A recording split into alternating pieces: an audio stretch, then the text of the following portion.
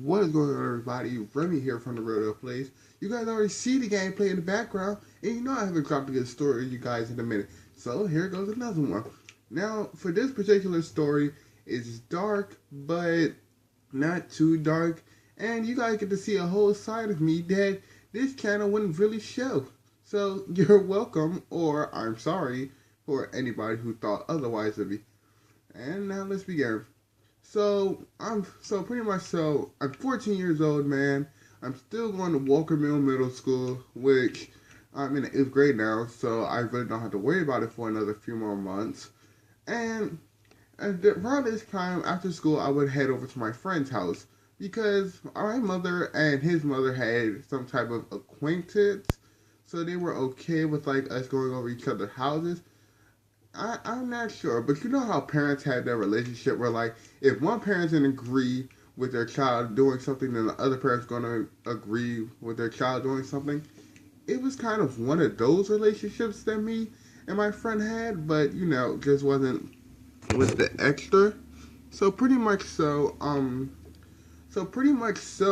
and my friend had a pretty good relationship. I had known him since about the 3rd grade and all the way to the 8th, which was a pretty good relationship. We knew each other pretty well. Now, my friend, we're going to call him Nigel. So pretty much I would go over to Nigel's house about like at least twice a week, and we would chill out there. We would play NBA, even though I was so total trash at it.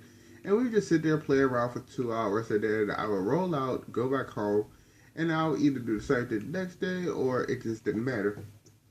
Now, one peculiar day, so look, fast forward about like 3 weeks after my birthday, I'm over at Nigel's house, man. We're doing our day. We're playing NBA, and he is busting me by 26 in it, and he's winning. So pretty much we're having fun. We don't really care who's winning, who's losing. So pretty much we get into our second game. It's half quarter or halftime. Oh my god. And pretty much there's a knock on the door. We're at his house. So there's a knock on his door, and he paused the game. He's about to go get it, but then his mother gets it, and she's like, "I got it. You can go ahead and sit back down." So we're playing, man. His mother gets the door, and she comes back into his room. She's like, Nigel, one of your little girlfriends is over here. Now, quick note, Nigel actually had a girlfriend, okay? And the thing with it was that you could tell when she was coming into the house or that, alright? And how you know is because Nigel's girlfriend mother and his mom were actually working at the same job, and they had like a type of best friend relationship. So pretty much you would say they knew each other quite well.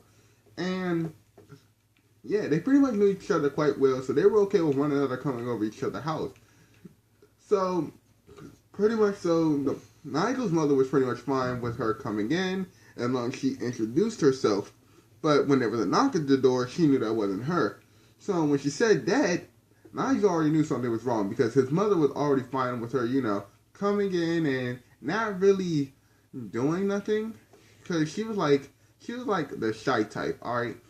And pretty much when she says this, Nigel gets up and he goes to the door. He's going to answer. He's going to see who this could possibly be because his girl never called him or said anything about coming over because she usually calls him or tells him ahead of time if she's coming over.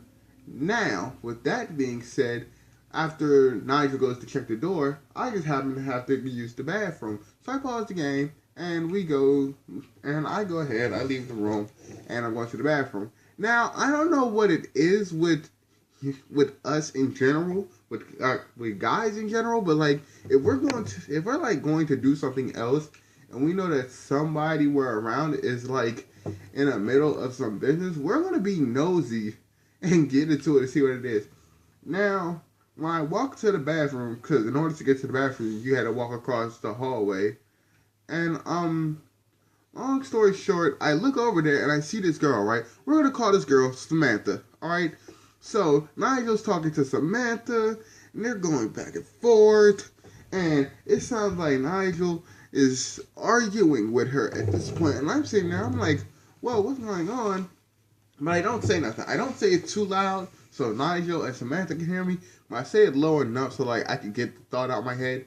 Anyway, I use the bathroom. I come back in the room, and they're still going at it. And then she leaves, I guess, and Nigel closes the door. He comes back into his room. And I'm like, dude, what was all that about? He's like, man, that was nothing. Let's get back to the game. I'm like, dude, no, seriously, what was that about, man? There's a problem. I can help you with it. And he's like, man, Samantha, you know she's running for SGA president, right? Because at my school, SGA was a thing. And he's like, and she's like, oh, really? I'm like, oh, really? She really is? And he's like, yeah, man. She's like 5 votes away. Because the way they did it wasn't like, you know, you get votes by this, you know, by speeches or whatnot. It was by votes, like straight up, like get votes. Whoever get the most votes by this day wins. Like, I don't know why they did this for any reason, but they did. Okay, they did it, and it wasn't, you know, the most efficient way to do this. But I'm just sitting there. I'm like, okay, so what does this have to do with you? She keep asking me for my vote because she ain't got nobody else to ask. I'm sitting there like, bruh, really? And you're like, yeah, man, but you know I'm not gonna vote for her. Remember when she voted last year? Now, last year, man, now for everybody who has seen that Everybody Hate Chris episode, when Chris became president and he didn't keep up with none of his promises, this is exactly what this girl was like last year. Like, every promise she made was terrible. She promised more locker time. She promised this, that, and the third. Nope. She was not keeping up with none of them promises, man. She didn't even care, neither. I think she didn't care. She would just sit there and not care at all. Not one care in the world was given whether your promise was fulfilled or not. And so this year, nobody really wanted to vote for her. But I guess she was like paying people off to vote for her because, you know, the desperation is real. Oh, man. But anyway, he's like, what do you say? He said pretty much so. If you don't vote for me, then I'm gonna tell your girlfriend that you were treating her like a side. That pretty much like she's a side chick. And he looked at her, and I looked at him. I'm like, hold up, you're lying. He says, what you mean? I said, bruh, really, cuz? I said, really? Then who gonna be the main chick now? He told us, so that's what I said. She told us, I'm gonna tell her I was your main. Now, we're both sitting here, okay? Let me keep in mind to you how ridiculous this is, okay? Because nobody wanted to date Samantha, alright? Like, she was like, how do you say it? She was like one of Sly Cooper's villains, okay? For anybody who has played Sly Cooper for the PS2 or the PS3, she was like one of those guys, alright?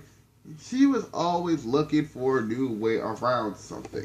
So, pretty much so, Nigel, he's like, man, what do I do, man?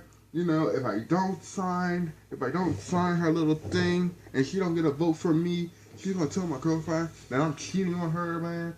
And here's the thing about Nigel's girlfriend. His girlfriend is like has agreeable suggestibility, which pretty much just means like she'll go with anything somebody says. Like, you could tell her some whack BS, and she's just gonna go along with it. No regret, no nothing, just straight with it. She don't care. She's not going to look it up for herself unless somebody actually tells her the truth. She's not going to do nothing. Oh my goodness. It was hilarious. It was hilarious. It's hilarious. But it was real though, because you see my man's whole relationship thing, his relationship with his girl was on the line. So he asked me for help. And pretty much so, I'm like, okay, I'll help you. Because I know you since the 3rd grade. And yeah, because you got me out of some sticky situations before, and I think it's time for me to return the favor. So pretty much so, our plan was this. What we planned on doing was simply, we were going to take another person, put them in the running for president, because the running was still open for another day, and have them get them more votes than Samantha, and pretty much so, they become the new SGA president. So pretty much so, what happened was, I had gotten the help of 2 of my female friends. We're gonna call them Shelly and Tina. So pretty much so, what had happened was, we had convinced one of the most popular girls in my class scratched at the entire school to come help us. Okay, she was like, I don't really do this whole thing.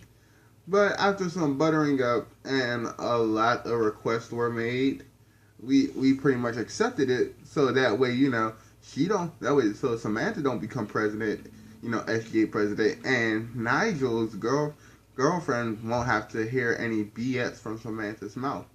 Now, all in all, this was a pretty decent thing, okay? It was a good plan, and because she was like one of the most popular girls in the school, along next to her sister, we're gonna call this chick Bria, and we're gonna call her sister Brianna, okay? Now, Bria, when she got into the running, man, she was getting votes left and right, man. I'm talking about this girl was getting votes from the basketball team, the football team, the baseball team. She was getting votes, man. And this chick was not playing. Like, she was legitimately getting these votes. Now, the thing about her was, like, she was being exceptionally popular around the school. She was pretty much, destined to get all these votes, whether she wanted them or not, throughout her entire time of, being at Walker Mills. So, pretty much so, the day of the vote counts come up. And Samantha, she's feeling pretty cocky, but she knows Nigel didn't vote for her. She says, you know what? I'll make one last exception. If I win, I'm not going to tell her. But if I lose, I'm going to snitch. And I'm going to snitch hard. And everybody already know the term snitches get stitches. But what was there to snitch about in this scene? I forgot. Of the fact of something not being real again. Like, this chick did not plan this out too good to the best of her ability. So pretty much so what happened was she lost, okay? What happened was Bria actually won, and didn't just win. She won by 40% of what Samantha had, okay? 40% of what Samantha had, okay? To clarify, there's about 500 kids in my school, okay? Samantha had about, I'd say at least 200, 230.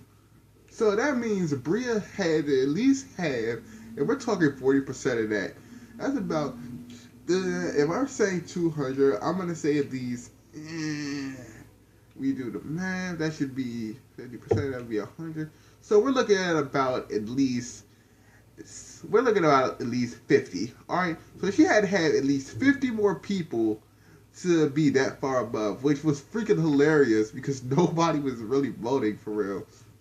Yet, Bria somehow managed to get 40% more than you, which was freaking hilarious. Oh my goodness.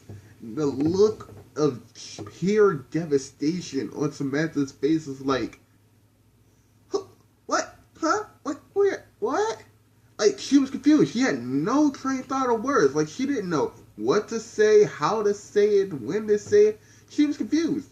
And personally, I would be too, okay? If I was just sitting there acting like a pure jerk to whoever, if I was just sitting there acting like a pure jerk and to one of these guys, and now I just realized I lost, oh yeah, I'm going to be a bit lost for words too.